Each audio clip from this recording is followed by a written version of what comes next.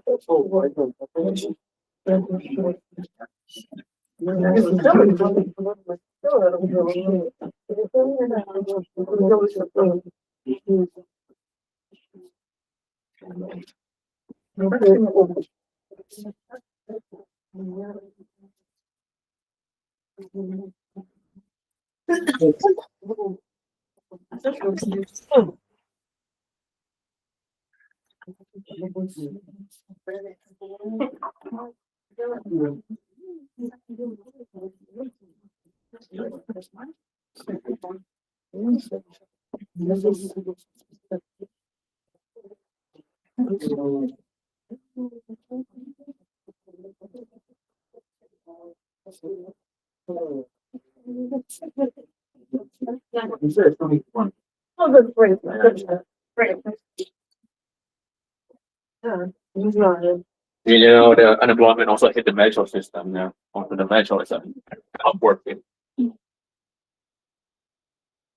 Let's do my one. Oh, yes, the mic. Right. All right. So just here. We also do have a normal mic. You always do. I don't need mic. Owen, you need mic. All right. I know. Maybe help you. There is another room you can put your own. Right. I go stop 25. It's supposed to do a text on the online, so it's Yeah, the I'll mic works. check it out in the show. In the online.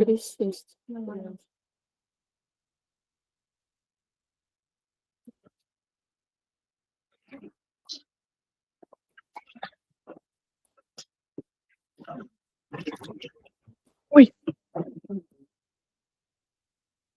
Okay. Sounds in tone. Hi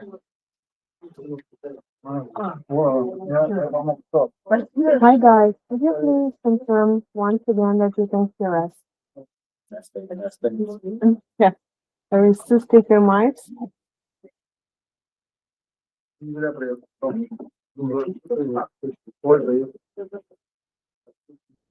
But I do see this line of the speaker.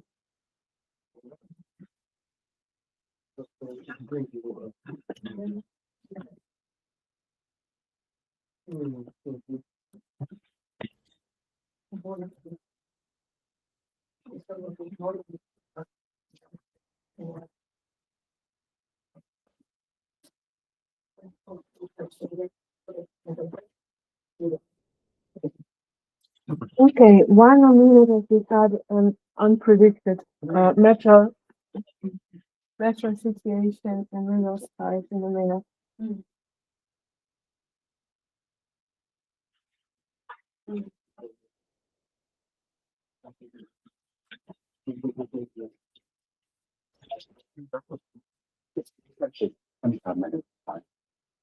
I think there's an algorithm.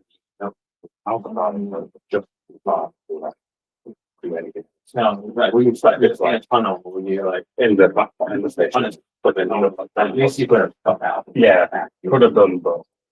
But you never know how long it's going to take, right? I think that up the surface traffic is also that. I got stuck like 10 minutes and then jump. That's why I've never been that books and then the back to the Okay, guys. Probably we're ready to This is a start. good example of car heat mental. Owain, Yes. You You can know call me what Teddy. it You can call me Teddy though. There's comics on and I don't know who that is. That's my last name. No, don't worry, because Tron was like, what? You're calling my dad or something? I don't know. Sorry. Yeah, don't worry, don't worry. No. Hello, everyone. Thank you for coming. I'm happy to see super familiar faces, girls. Thank you for coming to us from Tampere. I heard the story. And I'm happy to see people whom I already know, but for those who are like for the first time on our events, I would like quickly introduce myself and the Nordby organization. So who we are. My name is Julia Zhukova and I'm founder of Nordby. Nordby is a charter company which started in 2019 and we've been always working to help people to find a job in Finland. And since 2023, we launched a new program, which with the name of Employment of Record.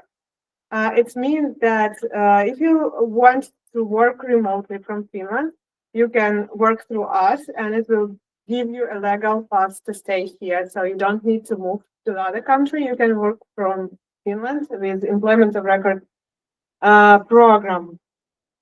And will you please put the next slide on? Here is two QR codes, one for our LinkedIn and another one for calendar events. We have online and offline meetups, like this one, and soon we will have, for example, 7th of November, we have working remotely from Finland. This will be online event. And 30th of October, we will have the webinar, how to build a remote-ready CV and LinkedIn, so how to prepare for your remote job search. And 12th of November, we will have a salary negotiation webinar, so join us there as well. And now I would like to introduce our wonderful speakers. Thank you guys for joining us today. Our very hot topic, immigration and working life law changes in Finland, and how professional unions can support us on this way. So meet Owain Hopeateko from Tech. Here it is. And Tech is one of the biggest trade unions for engineers, and Owain focuses on international experts. With Owain, we actually got to know each other during our protests. If you remember this 3-6 month rules, which is just started from this summer. So trade unions, specialists, companies been staying all together. Like for the first time, we've been on the same side to protect specialists and keep us, keep specialists in Finland. And Teddy Tran from Suomen Ekonomit, yeah, there it is. Professional Suomen Ekonomit, it's professional association and trade union for economists, managers, and business developers. So the second part of our community. And that it focuses on young professionals and some students, but also can give it and then international talents as well. So welcome, guys. Thank you for coming. And Fran, the stage is yours for now. Thank you. All right, I was promised only 15 minutes, so I'm trying to keep everything very short and sweet. Hello, everyone. My name is Teddy. I came to Finland in 2016 to study Bachelor in International Business, and then I did my master's study at Aalto University as well. So I've been here for a while, roughly about 9 years. To be fair, I've been in Finland for quite some time, and in those years I worked, I studied, I was also unemployed, and worked again. And eventually I ended up in this role, which is like the person that's taking care of anything that's related to international relations, international matters, international students, international talents, who are business graduates or business students studying and working in Finland. All right, first of all, a few things to get out of the way when we're talking about labor unions and the current employment situation right now in Finland. There are no rosy picture. The situation is bad. We're all aware of that.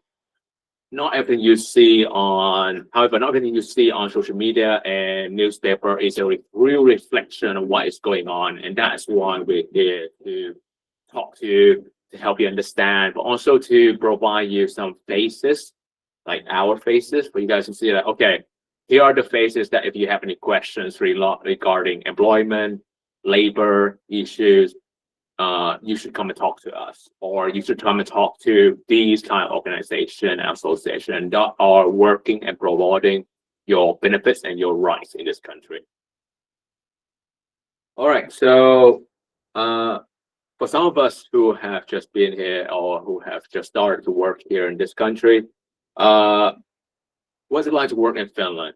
Networks are worth a lot more than just applications. Social capital, they need to be invested before they can yield results. That means you need to go out, and instead of begging for a job, it's about truly being curious about what people are doing, what the companies are doing. Employers are often reluctant to hire somebody that they're not familiar with, that they haven't heard of before, that you in your portfolio you haven't done anything related to Finland. So you haven't worked for a Finnish company, you haven't worked with something like a Finnish portfolio, or you haven't done anything that has a Finnish context. So before moving to Finland, here's a lot of things that people say about Finland. You know, it's a great country, many social safety nets, everyone is taken care of, lots of social benefits, unemployment funds, everyone's treated equally, lots of work holidays, work-life balance. However, there are a lot of different things that people don't get to see until they actually live there for a long period of time, which can be, okay, what the heck are labor unions? What are unemployment funds? What do you do when you want to change career? Or what do you do when you are trying to negotiate your first salary or your second salary? What to do when you're getting laid off? What about career counseling? What is the culture here when it comes to mentoring? Legal support when you are signing a contract or when you get laid off. Hidden jobs are getting very popular nowadays because companies are just too goddamn lazy to go through applications. Networking, especially networking with Finnish companies and Finnish recruiters. There are so much more. So how do we look at all of these individually? How can we, as human beings, do these kind of things just by ourselves? We need groups, communities, association. In Finland, that would be the labor union. The term labor union is often stigmatized in the Western culture and many other cultures. Where I grew up, I'm from Vietnam originally. I grew up in Vietnam. I lived there for the first 15 years of my life. And all I can remember about labor union is how my mom and dad hate them. They would say labor union, oh, they are striking again. My employees they want better meal plan, or they want overtime pay. Such a headache. So that's my initial impression of what a labor union is, or at least what a union does. Up until I come to Finland, I realized that what I understand in the different cultural contexts may not be able to apply to what a labor union is in Finland. The best time to join a Finnish labor union is not just about when you take the job. It's also about it promotes your employment area of things. So more than just your job security, your pay or your salary or your career, but also how you want to grow that career. In Finland, labor unions are not something that people look down upon. The average income for a Suomen Ekonomit member is roughly about 6,500 euros, which roughly translates to middle management and above. That means people who are in Suomen Ekonomit often are not mid 30 to mid 40s, even 50 and 60 years old, executive level, C-suite level, or even middle management level. And that also ranging from when they're in studies, when they're students, that just fresh 18 years old all the way to 60-year-old executives. They're completely legal. 55% working age people are in the union. And statistically, we do not have a direct causation, but we have a correlation saying that people who are in labor union get paid significantly more than the person without a labor union. Why? Because for a Finn, now this is something that somebody who's not from around here found it strange. For a Finn, it is common sense. It's almost like a habit that my grandfather is in a labor union, my dad is in a labor union, therefore I'm in a labor union. There's no, oh, should I be in a labor union? They are in a labor union. Okay, when they're signing a contract, they don't just say, hey, friend, can you take a look at this contract? Am I getting paid correctly? No, they seek legal advice from the labor union expert who are providing legal expertise and also contract expertise, as well as salary data of all of the members of that labor union or in that industry. For example, Suomen Ekonomit has about 60,000 members. Our members stretch over the industry. As long as they graduate from the business school, they are our members. So, having said all of that, why face the problem by yourself? As I said, members have access to career guidance, coaching, salary information, advice, legal support when you get a layoff, when you're getting harassed, facing racism, facing any kind of like problems at work. Our members have the rights and often do contact our lawyer teams. Our lawyer teams process roughly 10,000 cases a year. So that roughly gives you an idea how professional and capable they are. They will go to court for you. Unions also advocate and participate in political work. In this case, what does that mean? That means lobbying the government, especially part of the political movement that support labor force. So maybe it's about collective agreement, maybe it's about salary increase, holiday bonus, that kind of things. Owain has been in this job much longer than I am, so Owain can talk a bit more deeper into that later. Yeah, later on. So we're gonna move on. All right. So I'm guessing here that everyone here doesn't share exactly the same background as me and Owain. So make sure that you guys know what kind of unions you guys are suitable for. I'm assuming that since you guys are sitting here, you must have graduated from a university or you are doing white collar jobs. So that will be Akaba, which is the overhead umbrella of most of the white collar profession labor unions. Suomen Ekonomit and Tech are under Akaba. STK and SAK are other groups of labor unions that are may fall under the blue collar or technician or specialist type jobs. My advice, check these association member lists to see which one fit you the most. Good tip for everyone. If you graduate with a degree that has the word business, you belong to Suomen Ekonomit. If you graduate from with a degree that says technology or engineering, Tech is your labor union. From university. From university. So if you graduate from AMK, that would be Tradenomit for business degree and Engineering. Association of Professional Engineers. Yeah.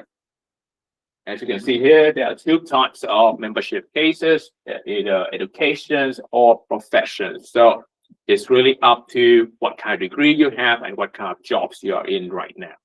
And if your degree is from abroad, you can probably join tech or Suomen Economics. Exactly. Because So it translates. University of Applied Science university difference is kind of hard to judge when it's foreign university. So Yeah.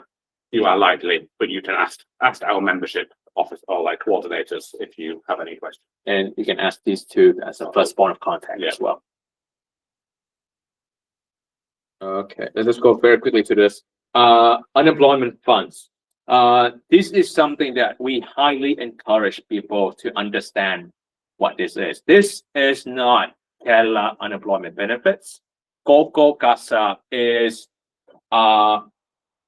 strictly for people who graduate from university or University of Applied Sciences. There are unemployment funds strictly for that particular group of people.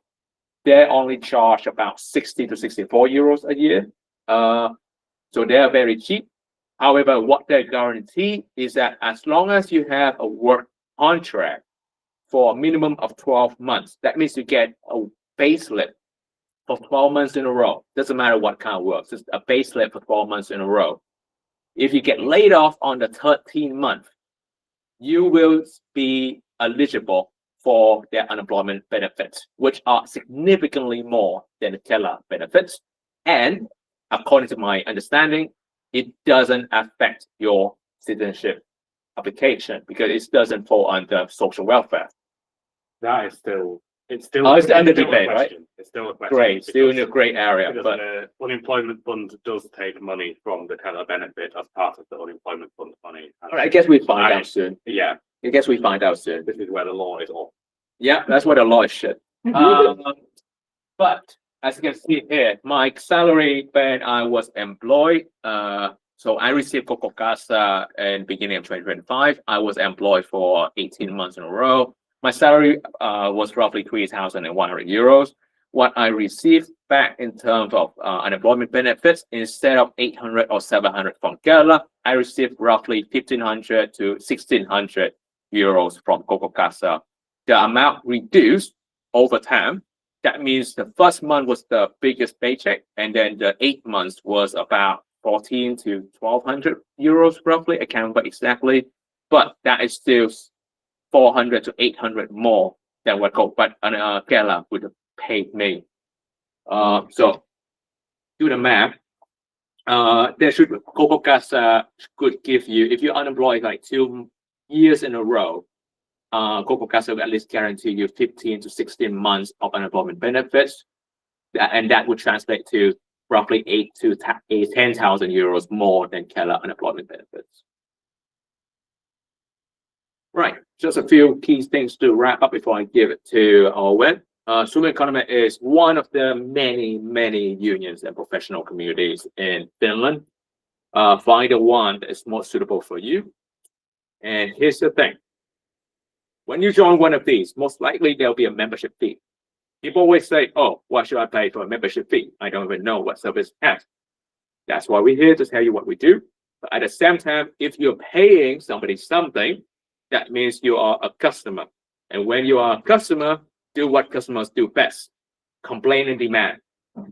If you want services, if you want their services to be in English, if you want them to do more things for you, complain and demand.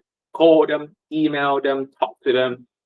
Whatever you do, tell us what you need and what you want. Otherwise, if you stay quiet as a passive member, nobody knows what you want. Yeah, if I can just give an example of that, I would be talking more on the laws, but I asked our lawyers about the 3-6 month law. If someone is facing deportation from Finland, can our lawyers support them? And our lawyer says, well, we haven't had anyone ask, so we don't know. Like, then no one's probably in this case because we haven't had anyone ask whether we can support them in this.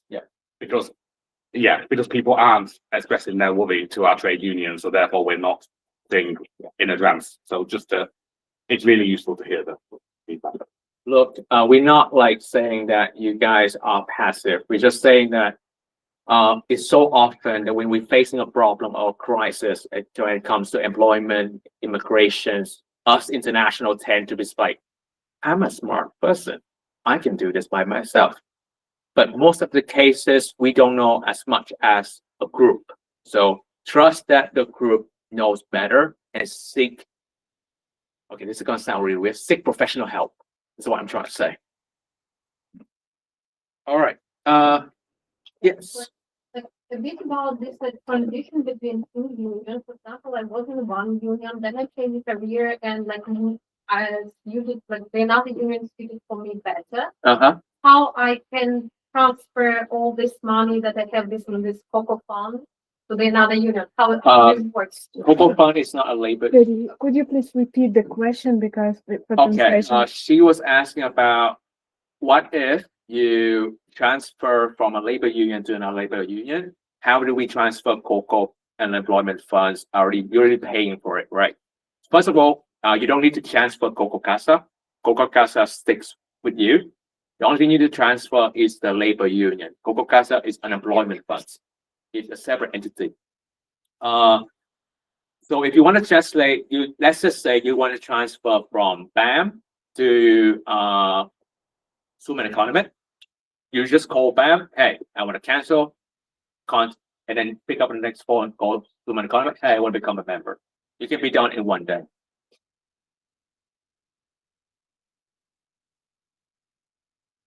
And please, if there's anybody checking the chat, if I'm speaking too quickly or if I am swallowing words, please raise your hand to interrupt me on it. Yeah. Yes. Then another question: if you say that this KOKO fund for KOKO Casa is like something separate from the union, if I'm paying the membership to the union, am I automatically paying for this KOKO fund, or I need somehow to become a member there as well? Okay. You can always call them and say, hey, just cancel my membership fees. I'm still paying KOKO Casa separately. You can just go on KOKO Casa and check the membership information. The labor union is only helping you to pay it for you. It doesn't control your membership in KOKO Casa. Okay. Yeah, it is completely separate. Like you can just call them and say it. Thank you. Yeah. This is probably going to be the last question because we're going to have a question discussion, and after Owen part, we're going to go deeper, and then we're going to have a dedicated discussion, and we're going to go back to you. Yes, but one last one before we give to Owen. One question and a quick comment, because you mentioned that all the things keep in the union because they know from like the grandfather, father, and so on. Yeah. You should tell your members, inform foreigners about union, because we try later, but I think it's pretty good. The reason I'm in a labor union is because my best friend from uni, which is like almost 10 years ago, he studied political science in Turku University, and we studied together in Mikkeli in business school. He was the reason why I joined a labor union, because he would not let me get out of his house without joining a labor union. He was that strict. So I have good friends, but not everyone does. But I'm in the position now trying to help everyone to like say, hey, I'm not letting you guys leave Acre unless you guys join something. As your friend. But my question is, at some point you put a comment from Reddit, like the best day to join a union is today. Yeah. Can we join a union if we are unemployed? That's where I'm getting to. And what about the fees in that case? Okay, but this is for Suomen Ekonomit. I do not have the correct information from tech or other labor unions. At least for Suomen Ekonomit, labor union fees flat rate is 199 euros, which for us is a lot cheaper than some of the specialist role. Because I know some labor union charge 1% of your annual salary or monthly salary, if I can remember correctly. So what you is getting plus the 50 or 200% discount for unemployment. So if you are receiving Kela, you are getting it for free. So we will not charge you if you're receiving Kela unemployment benefits.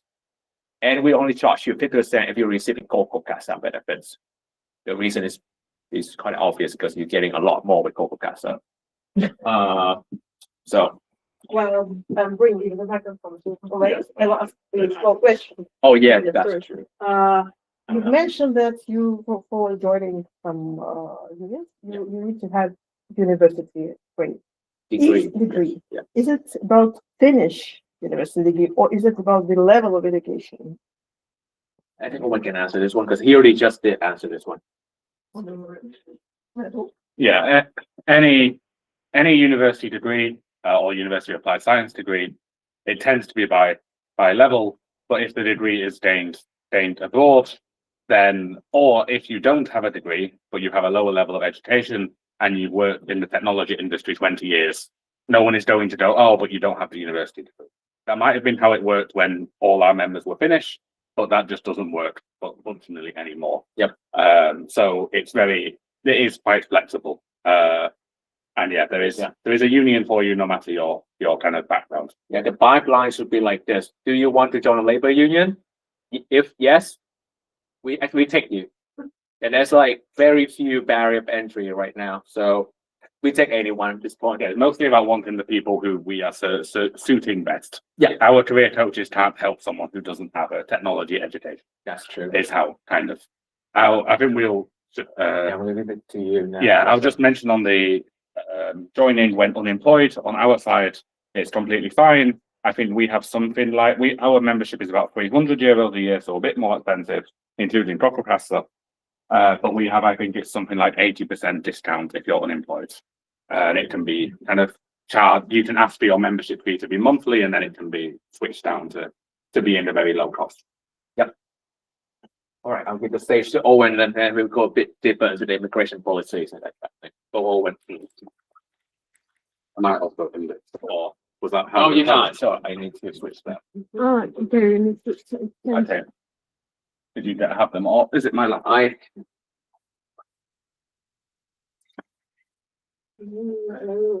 it back one. You sent it to us, right? Yeah.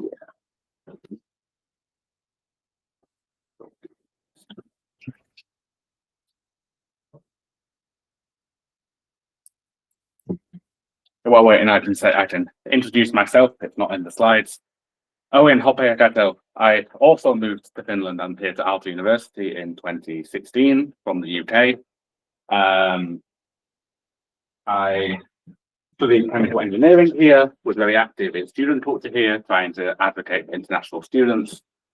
Then, well, COVID was difficult, I think for everyone, but I was stuck in a research lab after Brexit basically made me worried about being kicked out. So then I got a job that didn't really suit me. I eventually found my way back to doing something I cared about, that was then I had been advocating, supporting international students. And now I work in public affairs for the last couple of years at Tech. So in that kind of political lobbying, or not just political lobbying, but working with stakeholders through Finnish society and internally in the trade union to try and support our international members in my case. We also have someone who does the same for sustainability issues, for innovation policy, for education policy, but my focus is on international members and kind of immigration policy. But I'm gonna sort of prerequisite by saying I'm not a MIGRI lawyer. I do not know every single detail of every single law change. I'm great. I wanted to talk about this because I wanted to hopefully give some hope from the kind of people who have been lobbying, who have been advocating during these law changes, what actually we can see as the maybe things that are better than the media makes out, and also what unions, associations like unions do behind the scenes, so that it isn't just about our services, but it's about also this more invisible work that is very important for supporting you. So I have three kind of topics to talk about. Hopefully this now on the screen is okay. So as the main title was, some of the main law changes, I honestly think there'll be people in the room who know them better than me, because I know as an international expert myself, we all have been staring at the news until we want to turn it off. And I know there are people who have been, going through every single detail, So if I do say something wrong, also feel free to correct me. This is from, someone who has been having to follow these for the sake of our international members and knowing what to say to when I meet a politician and I have to say to them, what does an international technology expert think of this law change? How could it be better for them? That is a big part of my job. And yeah, so first on that. Second, how are we doing this political kind of lobbying? How does advocacy work? What happens behind the scenes? And then a little bit on what the future is looking like, but also to try and give some maybe hope. So I've done a subtitle here, is there any reason to have optimism? And I think there is. I think my conclusion from the law changes is, and I don't mean to, if people are being affected by them, I don't mean to make them sound not as bad as they are, or to say that they're not big deals. But my kind of problem with these law changes is a lot about the rhetoric around them, is a lot about the phrasing, is a lot about the, especially far right, trying to make them sound as bad as possible to scare you away. And I think it's important to actually show the facts occasionally. But it isn't me at any point saying I agree with any of these law changes, because I think, and Tech thinks, and I'm sure Suomen Ekonomit in at least most cases thinks, that these are bad. These are bad for Finland, bad for you, bad for everyone. But there's kind of four main areas that have changed during this government. The 3 6-month rule has maybe been covered to death, but I think it is important, and I think there's a fact about it that people are not really realizing. The changes to permanent residence, I think, are perhaps the worst changes in my mind, because I think permanent residence is such a key target for someone to achieve stability in a country. The changes to citizenship, and I know this is the contentious one at the moment, and it's the bad one at the moment. I'm going to try and stay politically correct, because I'm meant to as a trade union representative, but my inner anger might come out occasionally about these changes. And then also the changes to the employment and trade unions, because there have also been laws that are weakening the position of all employees in Finland, but international employees are affected worst because they are the most vulnerable employees. So now I realize this looks awful on here, maybe, but 3 6-month rule. In absolute brief, it's the rule that if you are not employed for 3 months or 6 months and you're here for working reasons, you're on a working permit, then you will be kicked out. That's how it's being phrased. So the first kind of stipulation of this big, awful, terrible rule is that it's only for those on working permits. So this is a chart I made back in 2024 when I was bored, about the different ways that you can end up with a residence permit in Finland. And just I'm an engineer, so a very flow chart of, is it work, is it family? And if it's anything except work, and if it's mostly anything except this just normal employment, you'll either have 6 months or it doesn't concern you. So for specialists, for those who have been working in Finland on a working permit for over 2 years, it's 6 months instead of 3 months. And it doesn't have any impact if you have permanent residence or any EU. Now I realize the microphone is. Just can you specify what are the color of the arrows? Is it yes and no? But which? Yeah, sorry. Yeah, the question was about orange. Yeah, the about the colors of the arrows on the graph. So it's no is orange, black is yes. So it's kind of is your employment confirmed? Yes. Are you transferring from the same company? Yeah. No. But that in a way wasn't the main point. That was me forgetting how interesting this might look. But it's to just show that it's only work permits that are being affected. It's not people here for family or people here for studies or for research, or even for after you've graduated, when you've then in the 1 or 2 years after graduation, when you have the job seeking permit, it's not for anyone on that. And this is why it's good to maybe have someone not from Migri here, because they would go into even more detail, and even my level of detail is already getting confusing, because the permit system in Finland is hell in terms of confusing this. But affecting those on working permits, 3 months if you've been working for over 2 years, 6 months if you're a specialist, meaning earning above, I don't actually remember what the specialist limit is now, around 4,000 euros a month, then also 6 months. Hey, Owain, can I add few information about that? And because we have like kind of short circle here, so I would like to add that your employer might give you an opportunity to look for the job for a longer time. So, for example, at North Bay, we provide from 3 to up to 10 months unpaid holiday. In this time, you will be considered as employed. You will still have a contract, so you will be considered as employed person from the Migri side. And the person who has no income from the side of KOKO Castle or from Kela. So, and we don't want to share this information very widely, because if Migri finds out this, window, they will close it. But still, do remember, if you have a nice connection with your employer and they would like to support you during your, unemployment period, you can ask to have this period. And at North Bay, we support that as well. All right, so it's 3,827 gross. Yeah. Oh, yeah, so gross salary. Gross. Gross of 3,827. Yeah. Yeah, and there are these loops, and this is why one of the reasons why it is a stupid rule, because it's so kind of, well, yeah, it's so subjective and it's so no, it's just a stupid rule. And the when we had the consultation period on this, so I'll explain a bit later, but when laws like this are being discussed, they go to a public consultation round. And the consultation round for this had, I think it was 120 responses, 117 said this is a bad law, and 2 said this is neutral, and 1 said positive. It's the level of, when this law was announced, I thought it was like a distraction technique and they were doing something sneaky underneath, but no, they actually just wanted to do a law this stupid. But thanks to mostly the kind of negotiation that's been going on, things have been getting a bit better with the law.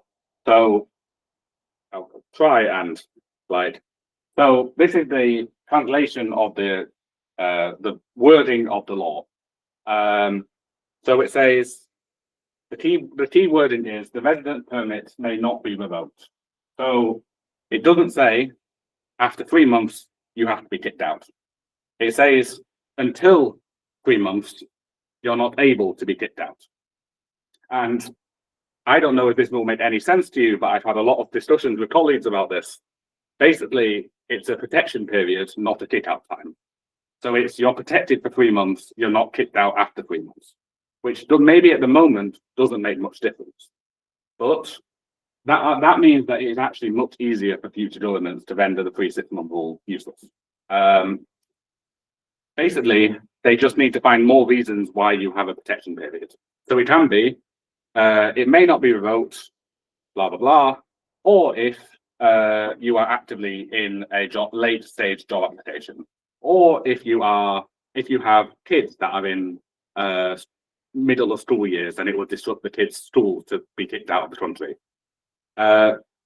This is kind of deep lobbying and advocacy, but basically I genuinely have hope that the 3 6-month rule, it doesn't need to be like huge discussions, will the law get removed or not?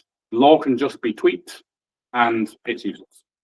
And this is like my hope, and maybe I'm too optimistic, but that this will not be much of a factor by maybe later in the next government period. There's still a couple of years, but I do genuinely hope that we're not talking about a law that is going to fundamentally change too much. Can I add a few points? Yeah.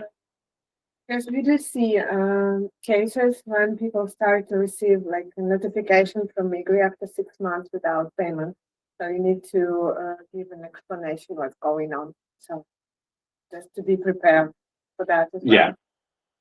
So it's enforced, but it's it's enforced, and it at the moment doesn't change anything, whether it says protection period or kick out, but it just means when the next government comes in and it doesn't involve a far-right party, it will be easier to change. And this is my note of hope and optimism that I've been assured is justified by my Finnish, more experienced colleagues. But take a grain of salt, maybe, but just to say that it's a stupid law, but one that hopefully won't be too damaging after this government.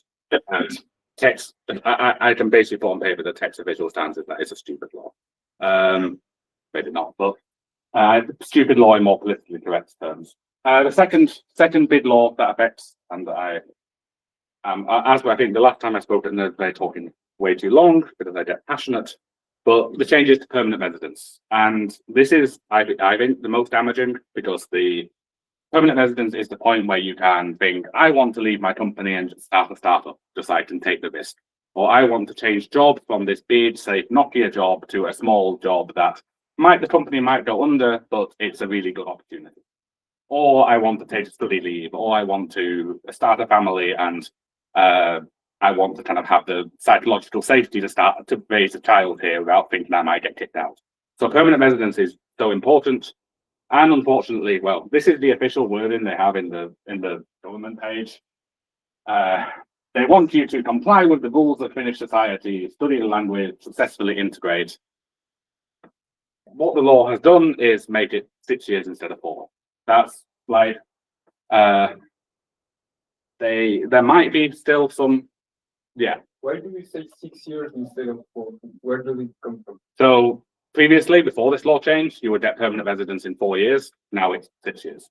This is the bulk of the permanent residence change. But if it simply study the language, if someone learns the language in 4 years. Yeah. So it's 6 years unless you are earning over 40,000 euros, 4 years, or have a master's degree in 2 years work experience, 4 years, or have language skills in 3 years work experience, 4 years. So for all of these people, the law hasn't changed. But still, we've seen so much in media about this as being one of the kind of big anti-immigrant law changes. But again, the rhetoric is, the bark is worse than the bite.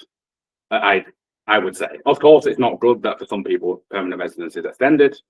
But also to note, and this is a ray of light in this government, is that if you graduate, this is now proposed as a law, but I think is coming into force, that if you graduate from a Finnish university, not University of Applied Science, unfortunately, but from a Finnish university, and you have 15 credits of language skills, you will get permanent residence. So for any that are now students, or then coming in the future, you're very lucky because you'll get permanent residence extremely easily. So this is like a weird ray of light in the midst of what this government has been doing. Yeah. I'm hoping I'm not saying anything just blatantly wrong, and that's why the hands are going I up. have a question. It doesn't apply for family members? No. It's Not sure, but I would guess no. Yeah. I have a different question about the last line. Oh yeah, yeah. Yeah, just what if you study like 8 years ago? I think again, no. But Really? again, It's in my transcript though. yeah, I'm not sure. Honestly, not sure. I think you have to be a fresh graduate, but how it applies proactively or retroactively, not really sure. But yeah, this is a good. So there are also occasionally good law changes. But basically, permanent residence is now harder to get, but not that much harder to get in total. So again, law we strongly don't support. We strongly advocated against and lobbied against, but it is a bit less damaging than the rhetoric might make it sound. Citizenship changes. The first book, the citizenship law changes have been in 3 parts. So the first part has been increasing the time limit that it takes to get citizenship. In the same way, they've increased the time to get permanent residence, they've increased the time to get citizenship. So before the law change, citizenship could be earned in 4 years if you pass the language test. I don't have my citizenship yet, but that's what it would have been for me if I'd pulled my finger out and done it when I was meant to. What the new law states is that it will be 8 years. That's what again was in media. And this again actually wrote a Yle story last year about this because it was so annoying that it said 8 years everywhere. Because it's 5 years.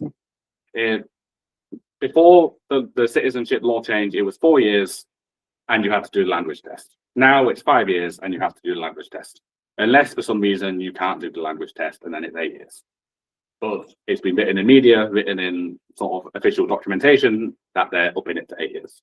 But after 8 years, you still have to do language test. Yes, you still have to do a language test at 8 years. But it's like somehow, So they're saying it as 8 years, but basically everyone can apply for citizenship in 5 years. So it's actually again an extension from 4 years to 5 years. Is it a negative change? Yes. Is it a reason or Is it then the bark worse than the bite? Yes. Sorry, Yeah. I don't know if it's still, but before, I don't know if it's still this thing, but before, I remember that if you get a degree from maybe a vocational and it's in Finnish language, you don't have to do Not sure. So it was if the question was. but I don't know if that is a change. now. Yeah, and this is where so it was about the question was, I don't know if it picked up on the microphone, was about previously if you, for example, did your vocational degree in Finnish, you wouldn't have to do, or you could get the citizenship more easily, or you wouldn't have to. But yeah, I don't now know the intricacies. Yeah, it might still be like that. It might not be like that. It's this. I have attended the lecture that Midri gave on like this topic to talk about the law changes, and maybe it is good to have the expert, but it also was one of the driest hours of my life. So you're getting the balance maybe between my British dryness and facts.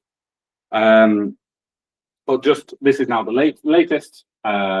This is the thing that's been in the news very recently, that the part 2 of the citizenship changes are now coming, and they have now announced about that you cannot pay social security for what was it, more than 3 months over the previous 2 years from applying for citizenship. This is a big problem because citizenship applications are not quick. And if, for example, your citizenship application is taking 6 months and then you get laid off, then you're unemployed, then your citizenship, even though you already applied for it, could be in doubt. And this, I don't really maybe have that positive thing to say on. It's clearly a negative change to Finland, but I'm hoping that the law will show its failings. Yeah. This applies even if the layoff happens after the application. So That's how I have understood that it applies even if it's after you've submitted your application, because they haven't processed the application yet. If it's after they've like processed it, then no, but there can be quite a large gap between. That's at least how I've understood. Yeah. I have a small question about social welfare benefit, Yeah. and I heard that there will be a limit for that, as it's written there, not more than 3 months.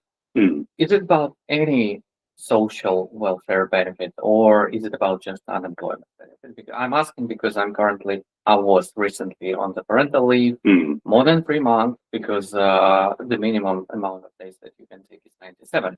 Yeah. That means I think think more than 3 months. It's referring to unemployment benefits. Okay, I would double check the fine print of the Midway, but I would be very surprised if it's not just. Actually, I called Midway and they didn't answer that question, so they just said that Yeah, they also wait don't know.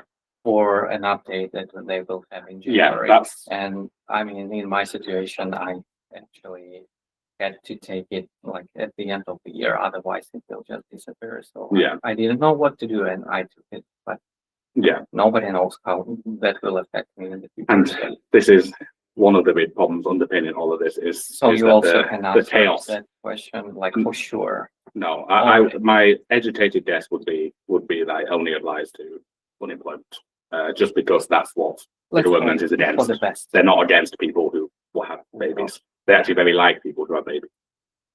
I guess it's a can go. Given that we have been like paying for the unemployment funds and we are being part of these unions, I feel kind of like this is really unfair that you're still paying, but you can't benefit out of it because it's kind of like a safety mechanism for you. So Yeah. this is essentially like cutting you out of that. Yeah, you can still get most of the benefits for everything. It's just that it might have an impact on your citizenship.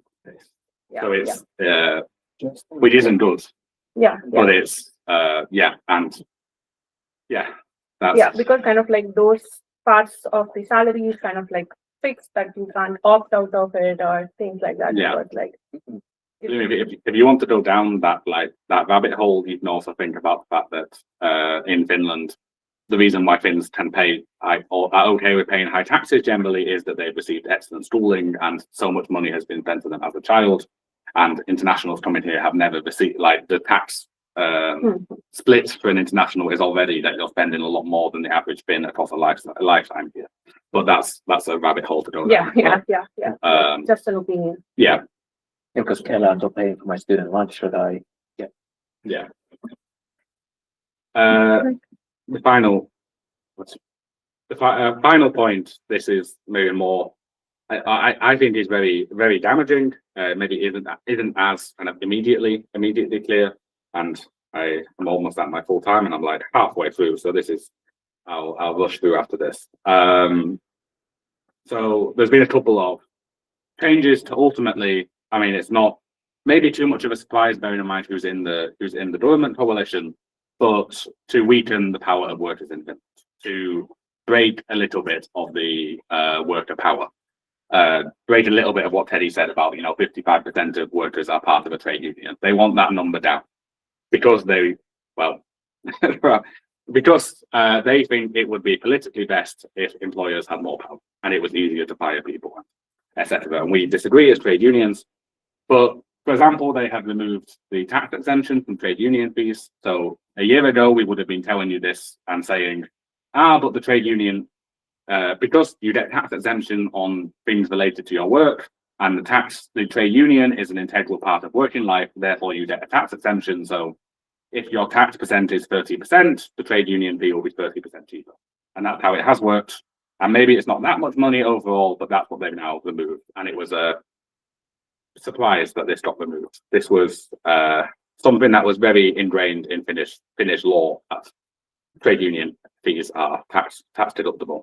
They've allowed unemployment funds to perform services. You might have seen, for UTECO were already performing some services through kind of a side association, but they've allowed unemployment funds to perform services. It could in some ways be a good thing, but it means that the services that we offer, there's less reason to join a trade union just for the services, is the intention. So they're aiming to make trade unions a bit less attractive. Making local negotiation, this is the most complicated, but the work we do to negotiate for your working rights, they have made that work more difficult. So I think one of our negotiators mentioned he was negotiating, I think it was something like 5 agreements, like in the previous government term per year, and now he's negotiating 40. There's now companies that can much more easily adopt or opt out of the collective agreement and negotiate themselves the trade union. And that one is one I don't know in as good detail, but again weakens the power that workers have in Finland. And then overall, there have been many proposals to weaken worker rights. So, for example, now it was in the news proposing that currently when you get given a fixed term contract or 1-year contract, for example, they have to say why they're giving you a 1-year contract. They have to say it's because it is a 1-year project, and that's why we're hiring them for 1 year. And the government has proposed removing this stipulation so that they could hire people for 1 year and 1 year and 1 year and not give a reason as to why, which of course is worse for workers. No limitation in how many times they can renew a fixed term contract in Finland? There is. Could you repeat, please? Oh yeah, he asked, is there any limit on how many times a fixed term contract can be renewed in Finland? And there is, but it often gets ignored. It's one of the, some laws, worker laws in Finland, there is theoretically you can't keep renewing, but I don't know if anyone here works for university, for example, in the research. It is very common in research that these 1-year contracts just get cycled. And this is a model that employer side would like more, because then they have more power over the employees and it's easier to fire people. And this was all doom and gloom. And I might even, I over prepared for this because it was a passion project. But I'll just show this and then I'll skip to the end. So I want to, while all these law changes have been happening, as was said, trade unions do a lot, and especially the larger trade unions, which we both are. We have 85,000 members, 60,000 members. we have a lot of kind of political capital to be negotiating on our members' behalf. And so this is what the day-to-day work looks like for someone doing this. So events, very visible, these big kind of bring different stakeholders together, talk about a subject. We, for example, have had these events about changing Finland's immigration policy or immigration, like very large kind of discussion, or then very specifically about, I don't know, adoption of AI and AI control and that sort of thing. So those kind of big advocacy events. Campaigns, both unions now are a part of the Immigration is National Interest campaign, for example, and we maybe about once a year are part of some big political campaign to support the role of internationals in Finland. News articles, we will be in Yle and Hesari and other sources fairly often. Law proposal statements. So whenever all of these laws have been in Parliament, we have been some of the stakeholders invited to comment on them. So again, as I said, for the 3 6-month rule, there were 120 comments, 117 negative comments. We were one of those negative comments. They didn't really listen. Before this government, I've been assured they always did usually listen. It's just maybe the way the world is going a bit. Yeah, these can also be public. So this is also a call to arms that if you see a law that you don't like is in discussion, then there might be a chance to give your viewpoint. We can do that with more power, but individuals also can. Research, we do a huge range of research. We have data on our 85,000 members, and we don't use data without permission, but we can ask our members, for example, what salary are you earning? And we can use that to look into the gender pay gap. And we have recently, or last year, wrote a publication about the gender pay gap in technology in Finland, because we have the data of 10,000 members to use to compare the gender pay gap. And then the networks across society. And this one I will show, just to show that trade unions are not doing this work alone. Finland is a small society, and Finland is a very interconnected society. So in kind of my day-to-day work, just trying to advocate for international experts, I'm talking to cities, I'm talking to NGOs, I'm talking to, well, occasionally people from Parliament, universities, the employer side, our members themselves, the other trade unions like Suomen Ekonomit, and research institutes like VTT, Pellos, etc. So there's a huge kind of network happening in Finland to support your rights, or like support international experts, international people living here. It maybe isn't always visible, but below the surface there is this huge network where we are trying. Yeah, what's the future looking like? I wanted some memes. I knew I talked for too long. So this is my maybe call to arms as an end of a political talk. In 2027, we will be having the parliamentary elections. That maybe sounds like a long time away, but already this autumn is the time where the political parties are beginning to form their working groups, beginning to look at their previous political programs, work out what they are going to be campaigning on for 2027. That's right now happening. And that means that this is now the time where political activity or even general activity is possible. Because in a year's time, when we're 6 months out from the elections, everything the parties want to do has been set in stone. Or maybe not stone, but at least the concrete has been set. I've never been a builder, but the concrete has been there, and it isn't quite dry yet, but it's mostly dry. And so right now is the time that I think that if you are wanting to be getting more active and wanting to be seeing these law changes happen and don't want Finland going in this direction, you have now, Finland is a small country, your voice can make a difference here. Joining a trade union, for example, we will be having our tech council elections next year. You could join and run in our tech council and try and actually make a difference in the trade union actions, or just joining as a member. That means your voice is playing a role in my ability and others' workers' ability to go to people and tell them what you want, or we'll ask you first. But join a political party. I'm not, as a tech person, not going to say what party to join. Attend different NGO activities. I'll get to the end and then go to it. Attend different NGO activities. There's a huge number of NGOs and different associations doing work that they also will be having an influence on wider lobbying in Finland. Things like, I don't know, I met someone from Startup Refugees today, and I don't know if they're a good example, but they, for example, will be able to go and talk to members of parliament and say, this is what the refugees we're helping need. Reply to surveys, reply to questionnaires. It can feel useless, but it isn't from our side. Sign citizens' initiatives, attend protests, attend strikes. If it might feel useless, but I've tried in my very quick run through to say the law changes aren't as bad as they seem, and your voice matters more than it seems. And that was maybe the point of my talk. I'll go to the question now then. Oh, wait.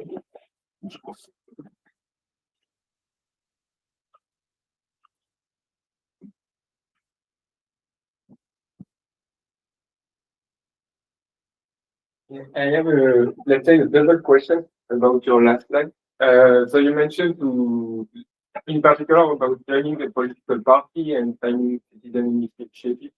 So first, does the political party have events in English or Finnish is kind of a requirement?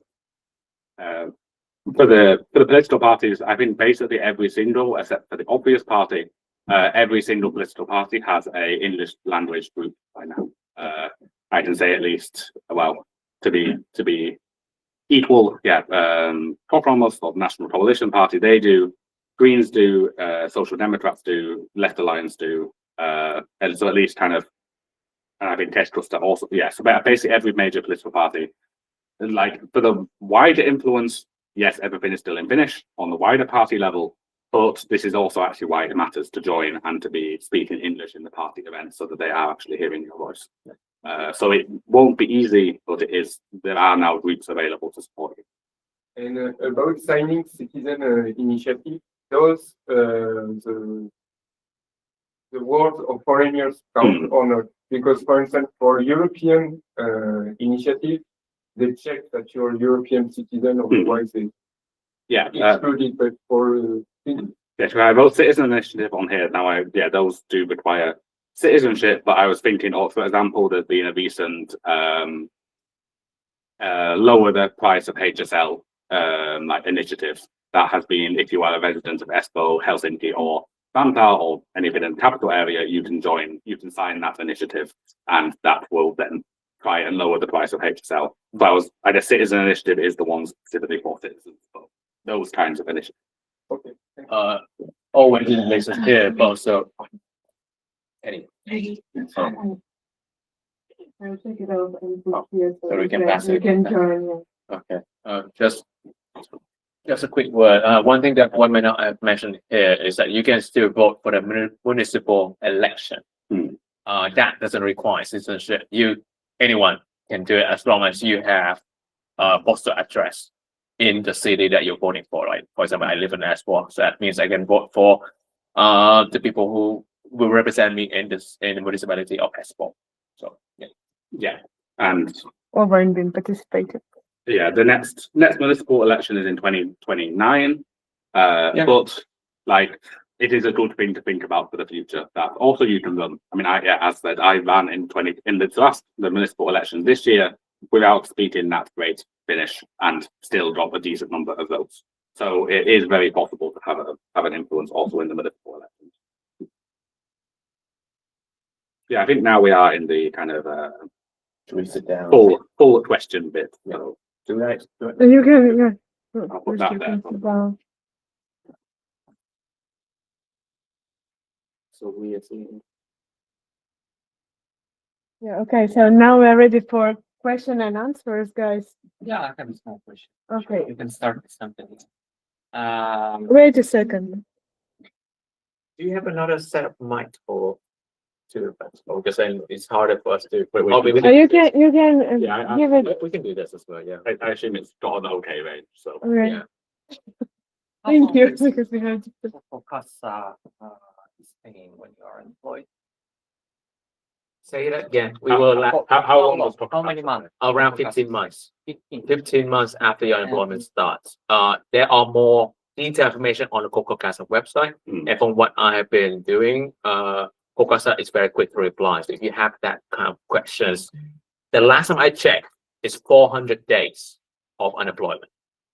I'm just So- wondering how it can be at the same time with this 3-6 month law.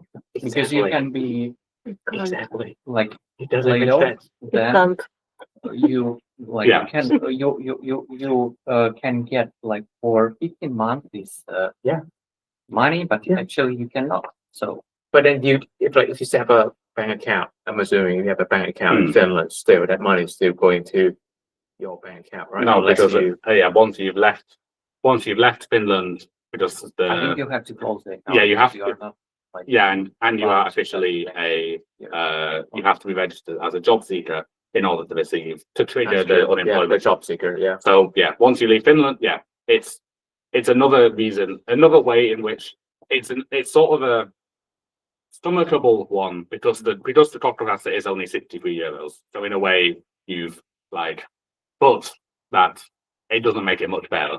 It's not much of a money loss for you, but it doesn't make it much fairer that you're not getting the. It is a gray area though, Yeah. because I have known friends who are immigrants who still have their bank account open in Finland despite their resident permit expire and then already moved back to their home country. So there is a gray area. Like I said, the system doesn't work perfectly. So it doesn't apply to all cases. So, and again, that's why it's unfair. That's why it's still like, And it's the 3-6 month rule, especially, is a hammer that's just been applied, and it hasn't taken into account. I'm sure more has been taken into account than I realized, but it hasn't taken into account a lot of these details because they don't care that much about these details. If the law stays, if the law continues for years, eventually KOKO and other unemployment funds will have to work out, and I'm sure they're already discussing what they should do in these cases, or should they do a I don't know, non-permanent. So it's a great zone, and we cannot say for sure what will be. And every case will be kind of treated individually. That's Maybe. how I understand it. Let's see next year. Another question will be about the law, these permanent residency changes and the citizenship changes. Basically, there are also lots of gray zones because nobody knows what are the language requirements for the permanent residency, for instance. And so you also are not aware about. we are assuming there's going to be the same UKI test for the Yeah. citizenship. Now, I wouldn't understand why it would be the law would make it so that if you already have an UKI test result and you pass it for the citizenship, why would you apply for the permanent resident unless you are coming from a country that only allow one citizenship? Therefore, that's why the law, like the permanent resident, is another option. If you don't want to apply for citizenship, you can still apply for the permanent resident and still keep your original citizenship if you do not want to give it up. Because I know some citizens cannot have dual citizenship. I, on the other hand, can have dual citizenship. I haven't heard about this dual citizenship. That depends. It depends on your home country. Yeah. Your own country regulations. So Mine it's- is not allowing, so I will. What country? I will need to figure out. you need to figure it out. Yeah, Yeah. yeah, Because I yeah. mean, Because it depends on people here. So. yeah, but not sure on exactly on the language that will be needed for permanent residents. It might be written in the law somewhere, but I think it will still be. Yeah. It might Might be as always a be. level. Do you still have the question? Well, we haven't. Thanks Oh, for the there we response. Yeah, so I wanted to ask about that, that if I'm not currently a member and if I need legal assistance, do I need to join it and then wait for 6 months to be able? You don't need to wait. Okay. As soon as you've paid, that's enough. As soon as you're a paying member, Legal advice Yeah. is day one, which was in my slide. Day one, Yeah. you can get legal advice. Legal counseling, like actually making it a case, like going to court about it, that would take 6 months for them to take you on as a case. But legal advice meaning making a phone call at 9 a.m. in the morning, asking, hey, I have this situation. What would you suggest me do from the legal side? They can do that from day one, the first hour to become a member. yeah, I know our lawyers very, very rarely go to court, for example. It's it's a huge percentage is just these quick phone calls or maybe a slightly longer case. But Yeah, there's sort of the need for these legal counselling is very, very rare. Usually it's a misunderstanding.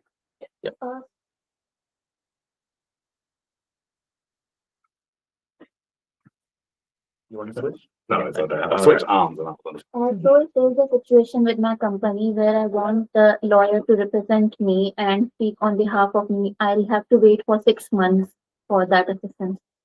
I will admit I'm not sure on the tech side. It might be somewhere on our website, but I couldn't like answer from the top of my head. I know the legal assistance is instant, but I'm not actually sure on the. Quite often we have the same rules, but quite often we also have different rules. Yeah, I'm on the same thing with Owen on this one. I know that if we go to court, it has to be 6 months. Hmm.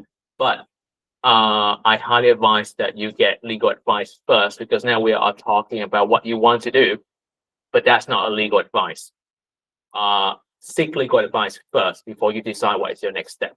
Before you even have say, oh, I want this lawyer to represent me. Talk to a lawyer first before you have anyone or anything represent you. So that is, you can do that at any time as long as you're a member. Question about the permanent resident permit. One of the ways was that if you have a master and then 2 years experience, then you can apply. So my question is, the job should be professional, something related to your studies, or no? Any kind of job is accounted, and also should it be full time, for example, part time is not accepted? That's a good question.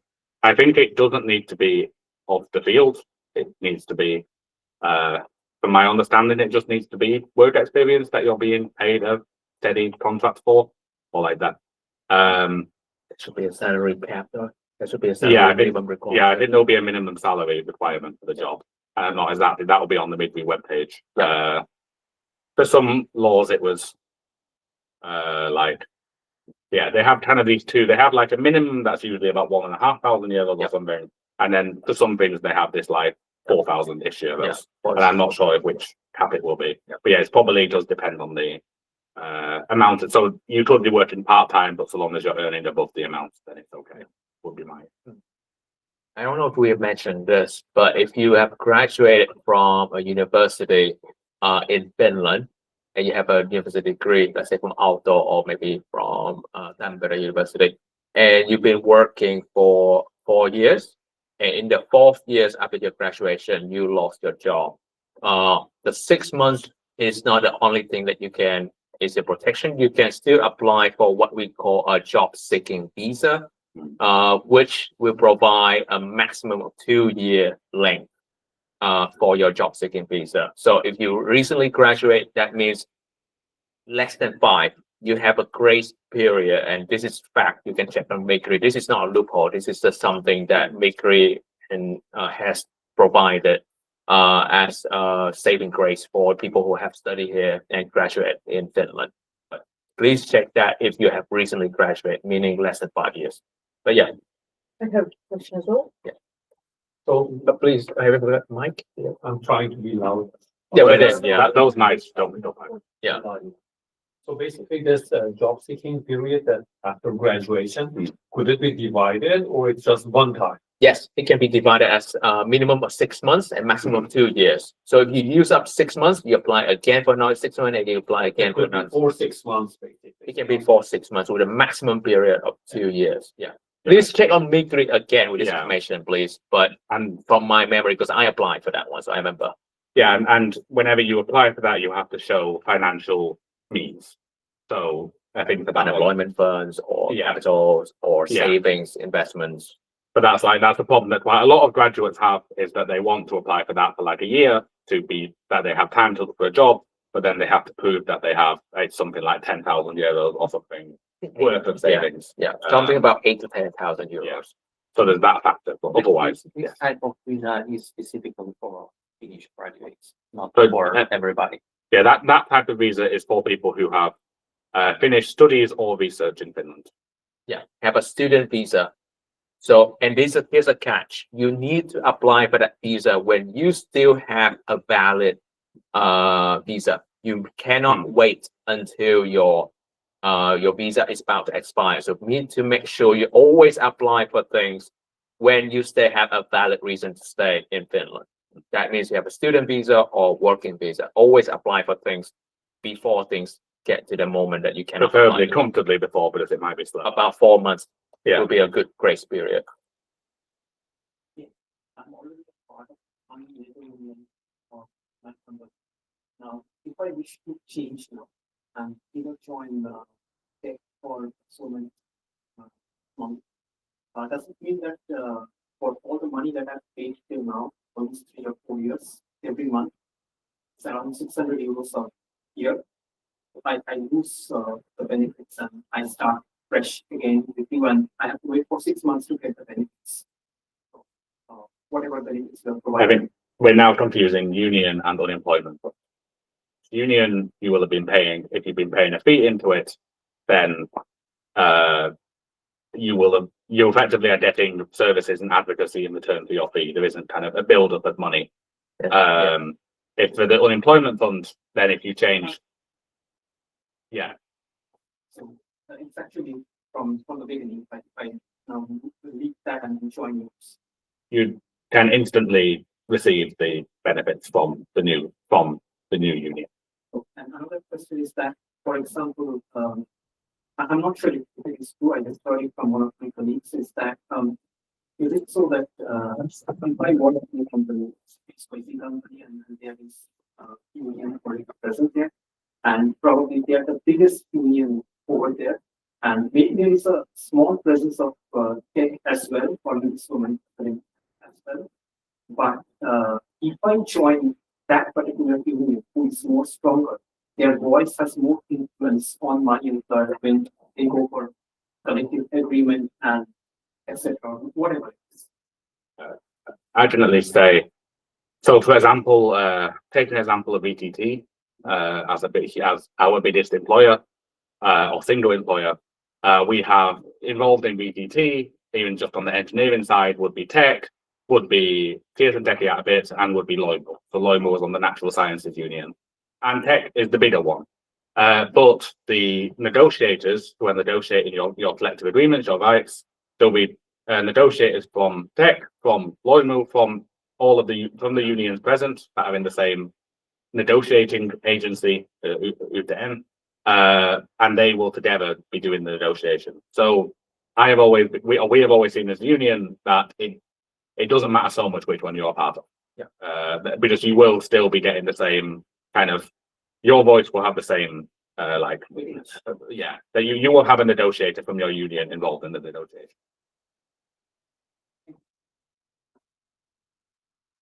I have a question. You've mentioned quite a few things that are not different, like situation with paternity, like for example, this 3 months period, but you have your child starting in the middle of the year, then maybe really stay for longer. So where should I am not a member of a union. Where should I go if I have some of the situations and I need an advice of a legal person or some educated person who could give me these tips how to deal with their or something. Step 1, join a union. It's too late as far as I It's understand. never too late. I already have the problems then. But you can always join a union today, tonight, and tomorrow morning you call Suomen Ekonomit legal hotline. And we always have legal team members, our lawyers, be available online from 9 a.m. to 12 a.m. every day for our members to call. Do I have to be within the union for half a year? No, for calling them. So For calling and asking for advice, no. As long as you paid. As long as you already pay the membership and become I have our, to say, it's a private. yeah, exactly.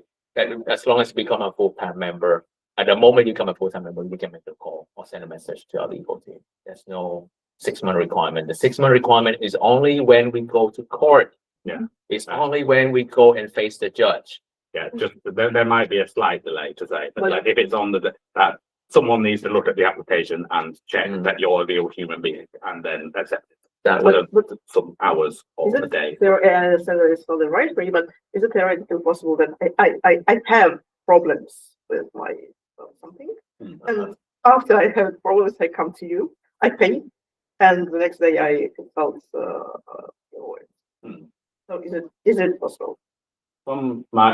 It depends on the next day because it would be there's some time to process the application, but I don't think that's very long.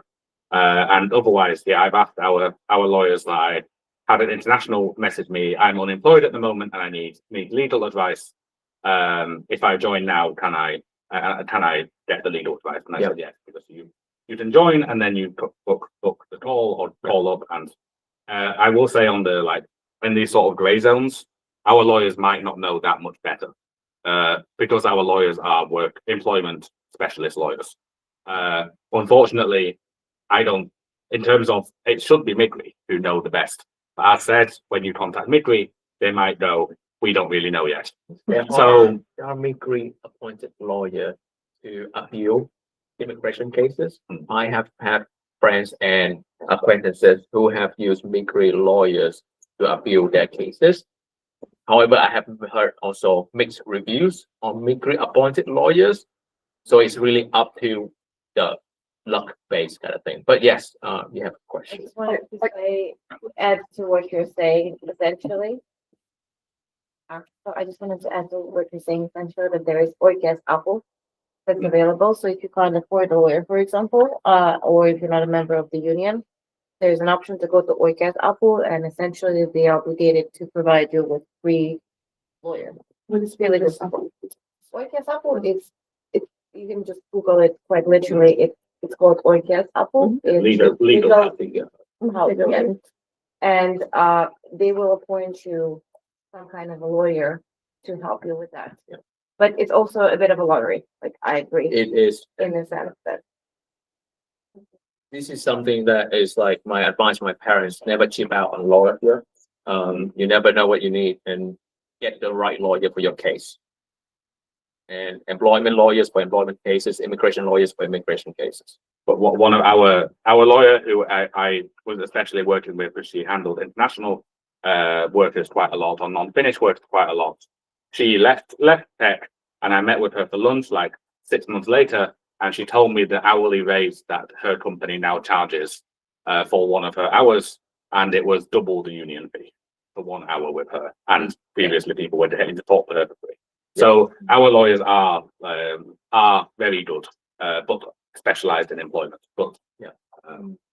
But if there are more questions about immigration, I can see that labor unions such as Suomen Ekonomit and Tech will invest into having one person specialized in immigration and employment in the future. Yeah. We don't know yet, but if we have more demand, that will be the place to go. I have a question about the legal advice. Is it possible, for instance, so I'm a job seeker at the moment, but I'm also in discussion with a company for potential freelance and signing a long-term agreement. So is it possible to have legal advice from the union or check the legal advice, the agreement in advance? Yeah, looking at the contract, if you have not signed it yet, our legal team can look at your contract and advise you on what to include, what to exclude, how to negotiate. You need to do the negotiating yourself, like on a phone call, email, but our legal team can advise you directly day one if you join them. And then you become a member, our legal team will advise on your contract matters immediately. That is just a legal advice. Even if it's not a working contract. Any kind of employment contract. Freelance is still employment contract. Yeah, just to say, I think for tech side, it's about 10%, I think, of our full members do some kind of entrepreneurship. Yeah. As like a full-time thing or as a part-time thing. And I'm sure Suomen Ekonomit probably even higher percentage. So a lot of our members have some kind of freelancing or some kind of employment or entrepreneurship. Freelance is work. Work equals union. Hi, I have a question. So, is this type of resident permit affect any terms in case of getting employment benefits or trade unions? Like I have EU blue card, and compared to that, we have RP residence permit. So, does that affect anything anywhere, or it's safe, right? No. Okay. You have an EU blue card, that doesn't affect permanent resident, Basically. right? You don't have. Oh, it's specialist permit, I guess, is the closest, but yeah, it's, Yeah. yeah, I think, yeah, I don't think it's affected. No. I don't think it affects your unemployment benefits at all. It would be the EU blue card. As long as you pay the It's provided unemployment by the Finnish funds. government, basically. Hmm. The EU card is provided by the Finnish government only. Hmm. So the unemployment benefits as well as the trade unions would have the same conditions for that. I would think so. If Yeah, you stay here, have an address here, have a bank account here. Yeah, You pay our membership fees. You pay a KOKO Casa membership fees. Yeah. You should be. yeah, I was immediately going into the full law changes and things and how EU blue card is affected by that. Or like, yeah, in terms of our membership, there's no difference. No. It's the same. Yeah, and some of my friends were suggesting YTK, and so I was confused. So you said this, like, what was that? Because I'm new here, so looking into that. You wanna? I mean, Yeah, I go for it, buddy. don't want to rant. No. Yeah, YTK are very, they do help. They have workers who are helpful. Ultimately, on the like unemployment benefit side, they are more expensive for the same benefits because they will serve any person, whereas the KOKO will serve only people who are highly educated. So, in the same way as any insurance, the KOKO members are less likely to get unemployed. So therefore, the insurance is cheaper because they have to pay out less. So on the most like basic level, it makes sense to join KOKO instead of UTECO because you save 40 euros a year. Then also in terms of the more on the union side, then the union will be more expensive than just joining UTECO, but you get a huge number of services, huge number of all the things that Teddy presented and that we have in our flyers. But also in terms of all this kind of political advocacy, political lobbying, all of that stuff is also things that unions do, but that UTECO don't. So you can just join UTECO, and a lot of internationals do, and they are very smooth operators in terms of their advertising campaigns. But they are also, we believe that a union is a better choice, even if it's a bit more expensive.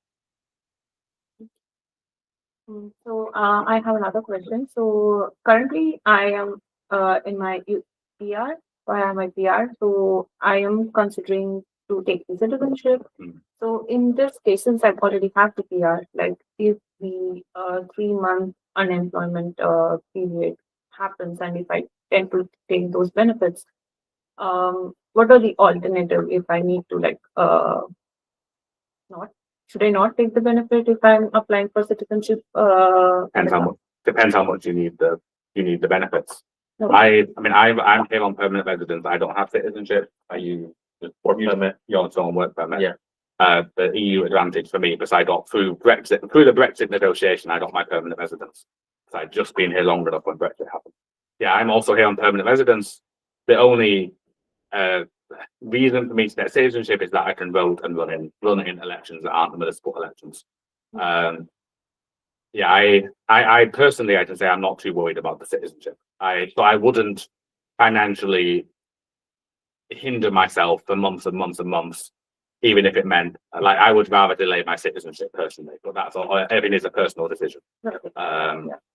Theoretically, a permanent resident is slightly easier. You can have a permanent residency removed in ways that citizenship can't be removed. But assuming you're not going to be a criminal, then you never know. But hopefully, if you're taking the unemployment benefits, you're less likely to need a criminal life. So yeah, but it's a personal choice. Yeah, and so even if I'm in PR, like after getting the PR, they won't kick me out, so that's the good thing, I guess. Yeah, some of the in the government changes is that they want to make it slightly easier to. They also want to make it easier to remove citizenship, which is very contentious. But they want to make it easier to remove PR or permanent residence. Yeah, it shouldn't impact you unless again you're breaking the law. And At least I'm not planning to. So yeah, just pay your taxes. Oh, sorry. Just wait for the mic. 1 second. Yeah. because I'm actually in that situation that I have a permanent residence, but I'm unemployed already 3 months. So if I want to gain citizenship, this will be a problem for me. Or As the law, I think the law isn't actually in force yet. Because the law has been agreed, but it comes into force in January. you see my Yeah. point. Yeah. Yeah, they can't, I'm fairly certain, retroactively say, well, you were, before the law came into place, you were unemployed for 3 months and therefore you can't now apply for citizenship. From my understanding, it will be 3 months unemployment or like using unemployment benefits from when the law comes into force. Otherwise, you can't just retroactively apply laws. I hope, and my hope in society is that you can't. Yeah, but that's exactly. In some cases, yes. Yeah, citizenship. I mean, maybe this is the white male Western European benefit that every like getting my permanent residence, getting my name changed here, everything for me has always been super quick. And I've been like, yeah, citizenship will probably also be super quick. But then I've heard the horror stories of people saying that citizenship can take, yeah, you've been waiting a year and they haven't even started processing it yet. And then other people get someone who's much faster and it doesn't take any time at all. It's because there's nobody in there. Yeah, essentially there's like 2.5 workers. Yeah. Go processing most of the applications. The other half is on holiday. Yeah. It's not because like there's anything wrong with the application necessarily. It makes it slow. Yeah. The paper stack only get higher. I have a quick question, naive question about the permanent residence because I have it from birth from being European citizen, but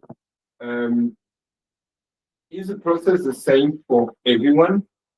Because my wife is here on a family base, but she has a family residence permit, but not allowed to get a PR the same for all kind of visa.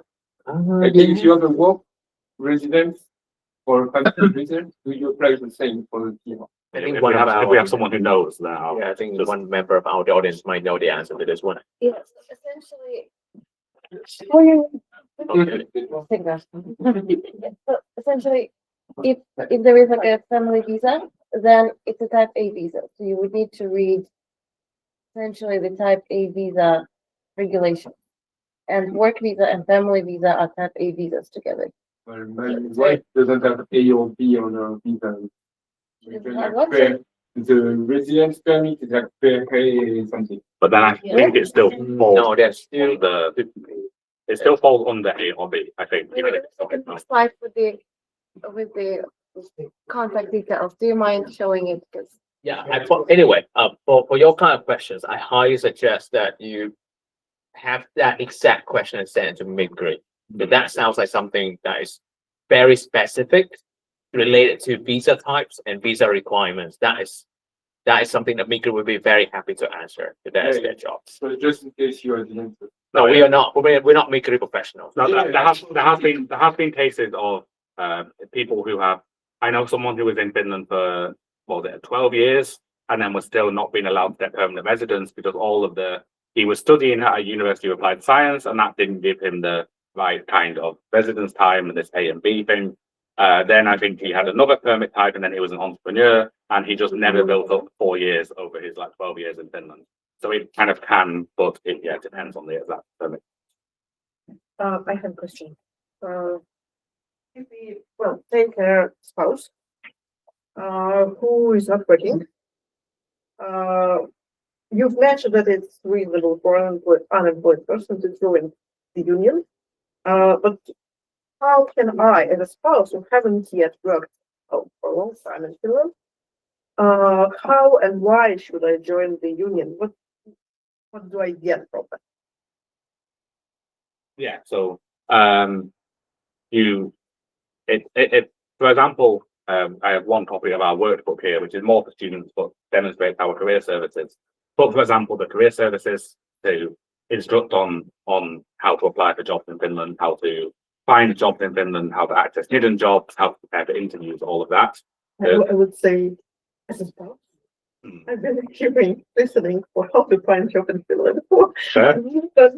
Your years, I would say. Yeah, but they Change much. yeah, and it's ultimately I'd like to sort of say that you should join because it's better for the betterment of workers and things. But I know that that isn't quite the same when you're having to pay the money. But for example, then the salary guidance, salary support, that is a unique kind of help that unions can provide. I would also we didn't really highlight it here, but the reason a lot of Finns stay a member is because we have really good other benefits. So for example, the discount on various insurances, discounts on hotels. There is a huge number of companies that do deals with unions because we have so many members. If you have kids, life insurance. Yeah. Life insurance discount is quite massive, and also you can use the mortgage loan bank rate that is only memberships exclusive. You get a better bank loan rate from the if you're a member of Suomen Ekonomit, for example. Yeah. Oh, yeah, and We don't advertise this a lot Yeah. because it's not relevant. it's not the yet. core role. Exactly. But but when during late COVID times, me and my partner wanted to do a staycation. We're both tech members. She booked the hotel, and we went to a nice hotel in Helsinki and had 30% discount. Yeah. And that for that chain of hotel, there's 30% discount. And so that's, I don't know, like 80 euros just there. That was the saving.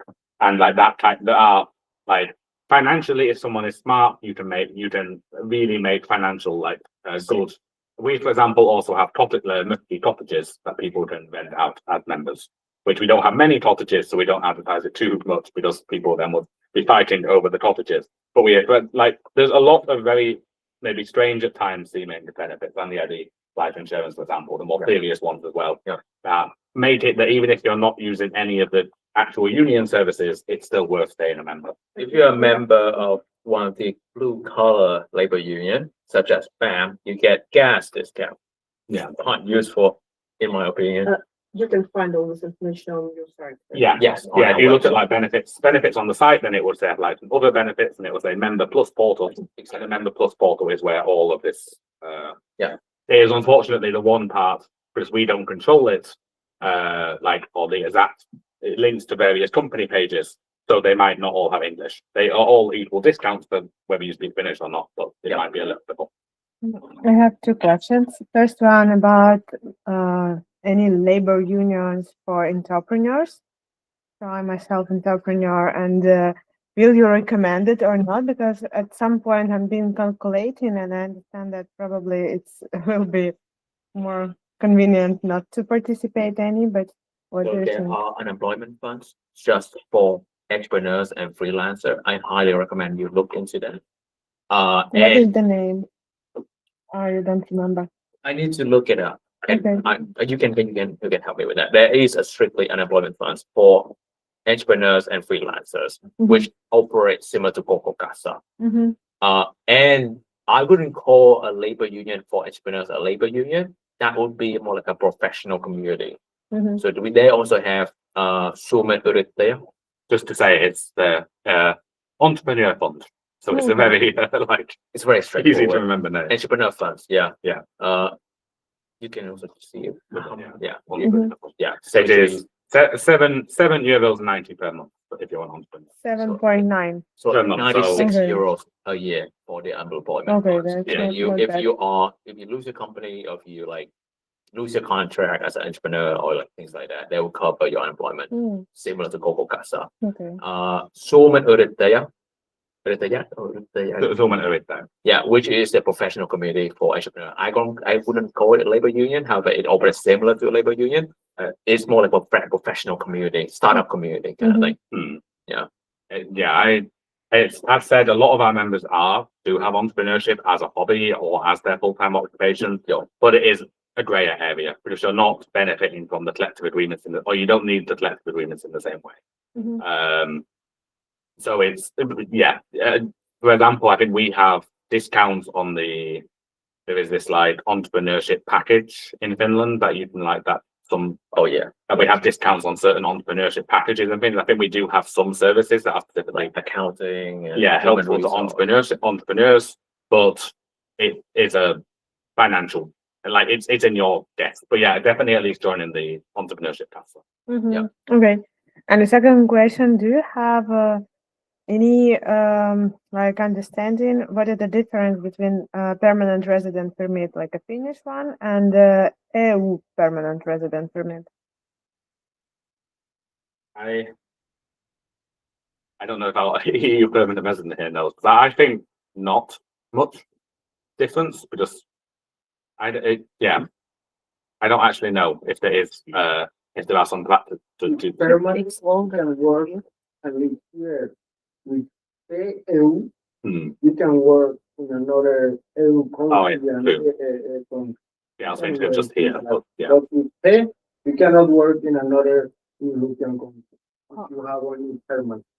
Yeah, so to say for online, if you've got the Finnish permanent residence, then you can't go and work in another European country in the same way. If you have the EU permanent residence, then you can go and work between different EU countries. Okay. It takes more time to get it, actually, the permanent EU. It's now 5 years versus 4 years. So it's. You can stay in Finland, right? Yeah. Okay. So It gives you more flexibility. but slightly it's better here More than. flexibility, Okay. Okay, that's good. more flexibility.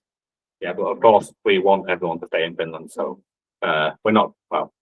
we don't want to say we want to trap you here, but we would like people to stay in Finland and not go to other EU countries. Yeah, I think for me, I need to leave. But so that is my contact. You can also find me on LinkedIn as well. It'll be under a different. It'll be DUY, but just contact me through my email and my phone number. That's the easiest way. I don't know how many of you guys are active on LinkedIn. So if you have any questions about Suomen Ekonomi, you want to join, you want to know more what we do, please just call me. That's the easiest way to reach me. I'm very easy to reach otherwise. But yeah, it was very fun. It was very interesting to talk to everyone. And thank you, very Julia. much. Thank you, Anna, for everything. And Do we have more questions? Yeah. always happy to stay. No, and I'll just mention that I brought with me some Yes. a couple of years ago, Tech and Suomen Economics did together a pamphlet to give the politicians of our international members' views, called Finland, the Country of Not Belonging. And I brought a couple of copies of that if you want to see a kind of concrete example of the kind of what unions are saying about you, or at least that was before this government term, or at the start of this government term, but still. And also some of our English language magazines. So if you want to get a grasp of what we're overall doing, we have some of our English language magazines.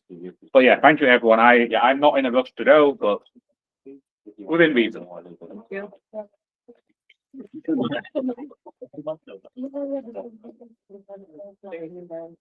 about. Oh, yeah, all right. All right. I'll keep it in. All right, if any, yes. Yeah. Grab. Yeah, grab a whole set. Okay, don't worry, don't worry. Yeah.